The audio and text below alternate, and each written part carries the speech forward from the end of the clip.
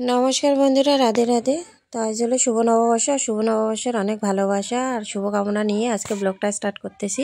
তো তোমরাও আশীর্বাদ করো আমাদেরও, যাতে বছরটা আর দিনটা খুব ভালো যায়, খুব ভালোভাবে কাটে।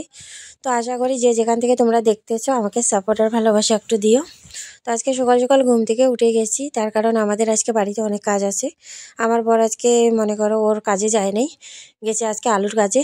কারণ কি বলতো, আলু খেতে আজকে জল দিতে যাইতে লাগবে। তো ওর কাজে চলে গেল সকাল সকাল, আর আমিও আমার কাজে লেগে পড়লাম, কারণ আমাকে এখন রান্না বান্না করতে লাগবে সকালবেলা। তো কি বলতো, পুরো কুয়াশা দিচ্ছে, ঠান্ডা করতেছে। তো ঠান্ডা ভাত তো নিতে পারবো না, তাই আমাদের গরম গরম ভাত এখন রান্না করে পাঠাইতে লাগবে। তো আমার বড় ছেলে আর আমার বর গেছে আপাতত, তো হাজিরা পায় নাই, যে কারণে আর কি দুইজনে গেছে। তো একজন পাইপ বসাবে আর একজন জল দিবে। তো আমার বড় ছেলের কিন্তু আজকে কিন্তু ইসে আছে, কারণ কি বলে তো, ওর প্রাইভেটও আছে। তো সব কিছু রেডি করে দিয়ে তারপরে ও এসে আবার প্রাইভেটে যাবে, আর আমার ছোট ছেলেকে দিয়ে ভাত বাড়াইতে লাগবে। তো দেখো, মেয়েটাও এদিকে প্রচুর প্রচুর জ্বালা যন্ত্রণা দিচ্ছে, কারণ ও এত কুয়াশা পড়তেছে, মানে কি বলো তো, বরফ পড়তেছে, আরও না টুপি দিতে চায় না। দেখো তো, এটুকু বাচ্চা ঠান্ডা লেগে যাবে না, এমনি কিন্তু সর্দি কাশি তো আছে, তারপরেও কিচ্ছু গায়ে দিতে চায় না। জোর করে সোয়েটার বলো টুপি বলো পরাইতে লাগে, ও পরতেই চায় না। এখন ও সোয়েটার খুলে দিবে। তো কি বলো তো, সব কিছু মনে করো ওকে রেডি টেডি করে বড় ঘরটা আমি ঝাড় দিয়ে নিয়েছি। তো এখন আসলাম রান্নাঘরে। তো রান্নাঘরটা ঝাড় দিয়ে নিচ্ছি, এখন উঠান টুটান সব ঝাড় দেওয়ার বাকি রয়েছে। তো সকাল হলে আমার ডিউটি শুরু হয়ে যায়, এই যে বাচ্চা নিয়ে একবারে এত জ্বালাতন করে কি বলবো। আমার মানে আগে দুইটা ছেলে ছিল, এতটা আমাকে বিরক্ত করে না, কিন্তু মেয়েটা আমাকে প্রচুর বিরক্ত করে। ওই বাচ্চাগুলোকে না যেভাবে আমি বসিয়ে রাখতাম ওইভাবে থাকতো, কিন্তু এ না, ওদের দুই ভাইয়ের থেকে খুবই আলাদা হয়েছে। খুব চঞ্চল মেয়েটা আমার, মানে এক জায়গায় স্থিরভাবে বসে থাকে না। আমি উঠান ঝাড় দিতে দিতে না জানি ওকে কয়বার ডিউটি দিতে চলে গেছি রাস্তায়।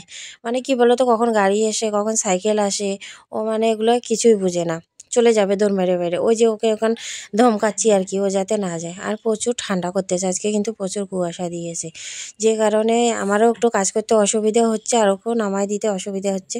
তো দেখো, উঠান ঝাড় দেওয়া হয়ে গেল, তারপরে এদিকে ভাত চড়াই দিয়েছি, কারণ বর বলেছে তাড়াতাড়ি নিয়ে যাওয়ার জন্য। তো এইখানে আমি চা বানাইছিলাম, মানে চা বানাচ্ছি আর কি, আর এইখানে আমি পালংয়ের সবজি বানাইছি। তো সকালবেলা আমি রান্না করেছি, বেগুন ভাজি করেছি, ধনেপাতার চাটনি বেটেছি, তারপরে রাতে ডাল ছিল, সবজি ছিল, আর মনে করো ওগুলোই আর কি পাঠিয়ে দিয়েছি। পরে একটু পালং শাকের সবজি বানাইলাম, গরম গরম একটু পালং শাকের সবজি আর চিড়া নিয়েছি খাওয়ার জন্য। তো কি বলো তো, দৌড়াইতে দৌড়াইতে না একবারে কোমর ব্যথা প্রচুর হয়ে গেছে। তো এখানে একটু দুপুরবেলা একটু রোদ্র উঠছে, তো সোয়েটার টোয়েটার খুলে যে ঘর দুয়ার লেপা শুরু করেছি, বড় ঘর রান্নাঘর নোংরা হয়ে গেছে। তো তার ফাঁকে একটু পেয়ারা পাইলাম, বোন বলছে পেয়ারা খাবে। তো ও পেয়ারাটা একটু ভালোবাসে, তাই আমিও খাইলাম, ওকেও দিচ্ছি। ও কিন্তু ওখানে ভিডিও এডিট করতেছে।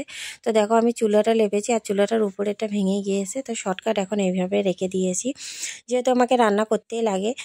তো এইদিকে দেখো, আমার যা মানে আমার কাকা শ্বশুরের ঘরের যা আর কি, ও মানে ইসে বানাইছে, খিচুড়ি বানাইছে। তো ও আমাকে একটু দিয়ে গেল।